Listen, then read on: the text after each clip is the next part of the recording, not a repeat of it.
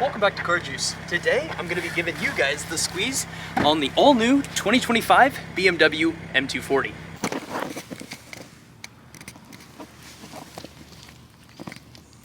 Yes, you guys did hear me right, and you did see me pop out of the trunk. Yes, I finally got myself my own little microphone to utilize whenever I'm doing these different car reviews and stuff, so hopefully the audio quality is a little bit better for you guys here in the future. I'm getting a lot of comments on that, and I'm really trying to up my game, as I would love to go full-time on YouTube, probably at the start of this next year, so we'll see how that goes. But yeah, without further ado, let's go ahead and get into the review.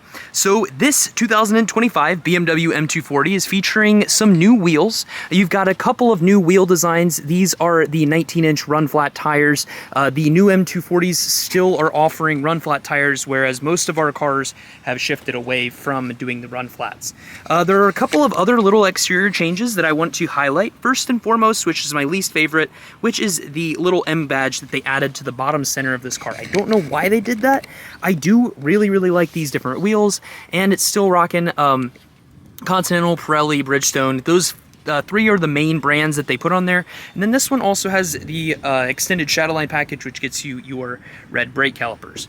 On the 2025 model, I did a short on this, but you can actually see that they got rid of the bicolor kind of design. So the rocker panel is now Vegas red, and the diffuser is now Vegas red.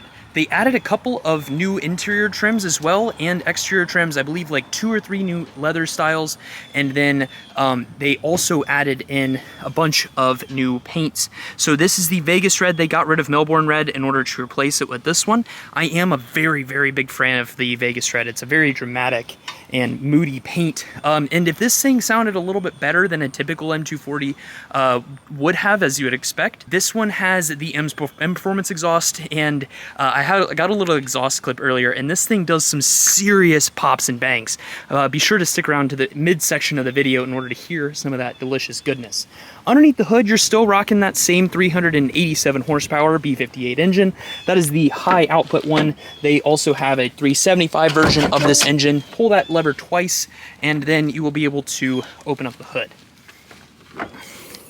Everything looks the exact same underneath the hood. Basically, still has the 12-volt mild hybrid system, where the car is capable of, coming into a complete stop, rolling a little bit on that 12 horsepower motor, and then kicking back on.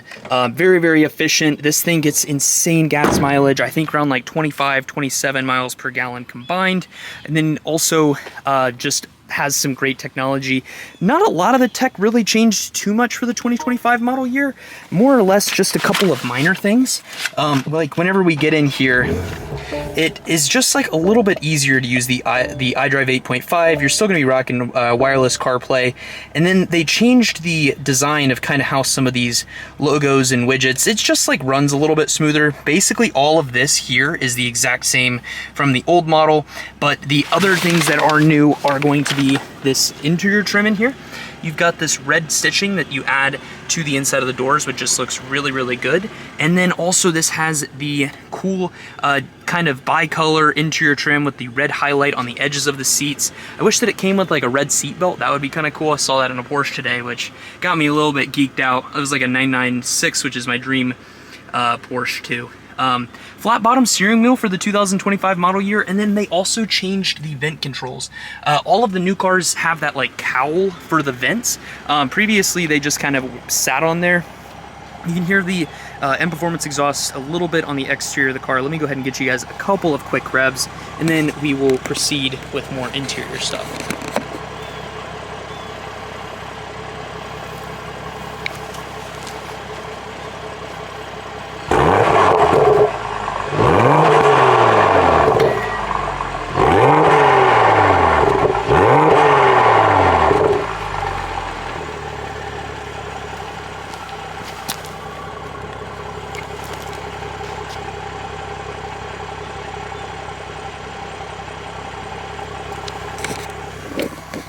Yeah, so not too shabby. And then the trunk capacity is also pretty much the same.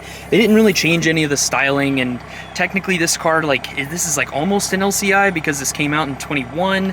So the true LCI should have come out like this year / next year. I don't know. BMW, it's gotten a little bit weird trying to predict when their LCIs are going to be. Typically, it was every 3 years, but now they've kind of complicated it, and it's like every 2 to 1 to 4 years. It's kind of weird. No power closed trunk on this one. I don't think that's an option on the 2 Series.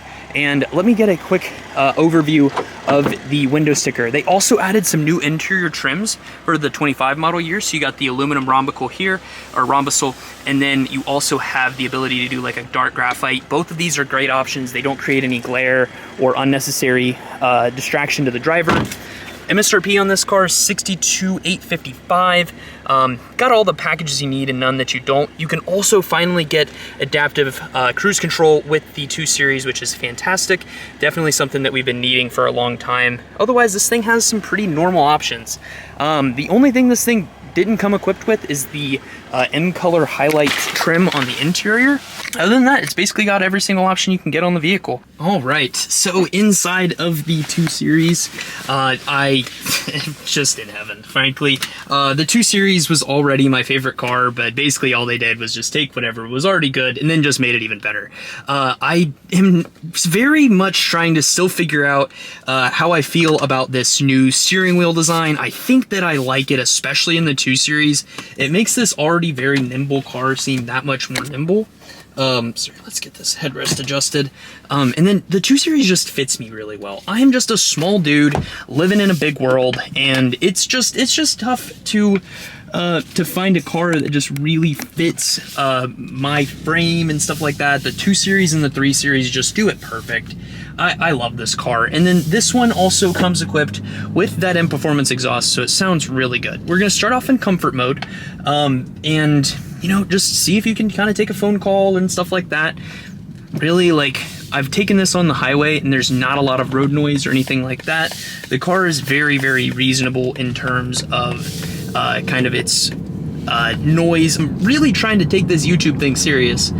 But this thing gets great fuel economy. If I go through and I look at the current fuel economy, the average is 7.1 because it's on a dealership lot. But if I reset that and zero it back out and I just kind of drive like a normal human in comfort mode, let's see what our average comes out to even after idling at this light. The thing that I really like about the new interior of the new 2 Series kind of updated version is the choice that they made for the climate control. I really like where the light comes out at. Whenever you turn the brightness up, it shows directly on the top of the vents, and it just makes it feel very encompassing whenever you're in the inside of the car, which is just very cool. So just taking off from that light, we're getting, it's like 13.2 average, 10, 9, okay. And if we coast, let's see what we get back up to. I don't know, it literally gets 26 miles per gallon combined. It's hard to test on such a short little track, but it's really not too bad. This steering wheel is great. I love the midline that they have. The paddle shifters fit right into your hands. On the like X2, X1, and the X3 now, the paddle shifters just are not the right size for the car, it feels like, which can be a little bit weird. This one feels, I wish that they looked a little bit cooler, because just the little silver sticking out is kind of lame, but it's not too bad. Let's switch back over to reduced. This whole gauge cluster in the center is finally customizable, which is great. The thing about the previous generation iDrive 7 that we got all the time was that nothing was customizable. You couldn't change where anything wanted to be or where it needed to go, and that was very frustrating. I also kind of like the flat bottom steering wheel. I don't mind that it's a little bit too big in this car just because everything else fits so well. In the X2 and X1, since that's not really a performance car, it feels weird how big that steering wheel is in this one. The flat bottom also makes it really easy if you're driving on long road trips. You can just set your hand at the bottom of the center of the steering wheel and then just kind of just relax as the car drives, the truck car drives for you. Let's kick this thing up into Sport Plus and get access to that full 382 horsepower.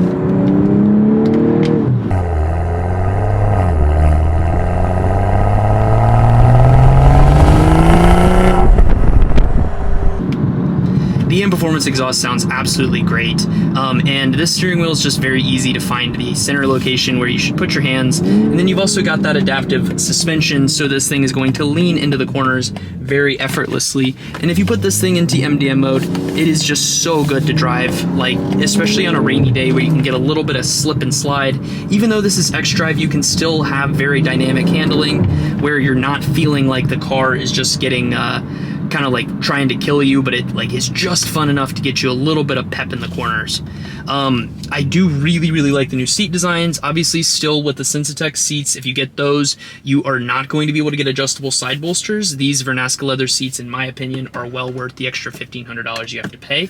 I'm happy that they're sticking with the Vernasca leather in this car. They got rid of the Vernasca in the X3. I like Vernasca a lot. The poreless leather that's available in the Merino is nice, but paying a little bit of extra money, and it's not quite as, it doesn't feel quite as utilitarian as the Vernasca does, makes it feel like a little bit less of a driver's car. They really, I think, were trying to go for the upscale with the new X3. This still stays very true to those die-hard M enthusiasts that are all about their performance and their handling and just overall enjoying cars.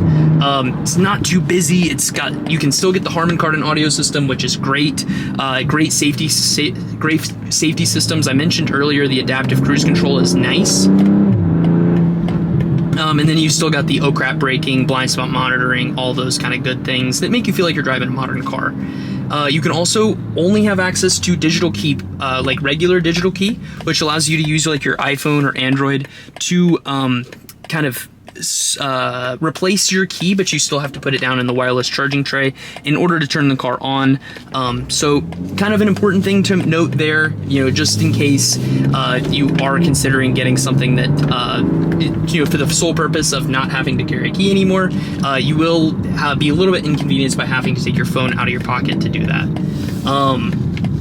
Not a lot of other big changes. Generally, this car still kind of drives like the last gen M240. Just the different steering wheel makes it a little bit more engaging, a little bit cleaner and smoother on the inside of the car.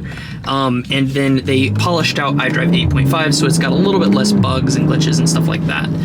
Those also would get fixed with software updates, but it's nice to know that you're getting this one clean from the factory. Yeah, overall, love the new design of the M240, love all the new colors that they brought available, and then I really like the new steering wheel.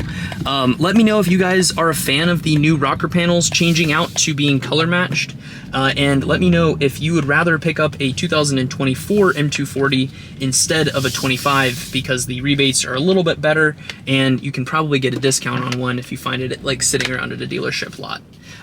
Yeah, thank you guys for watching today's video. I really appreciate you, and if you have not subscribed already, please consider doing so, as I'm trying to hit 5,000 subs by the end of the year. Love you guys. See you next time. Deuces.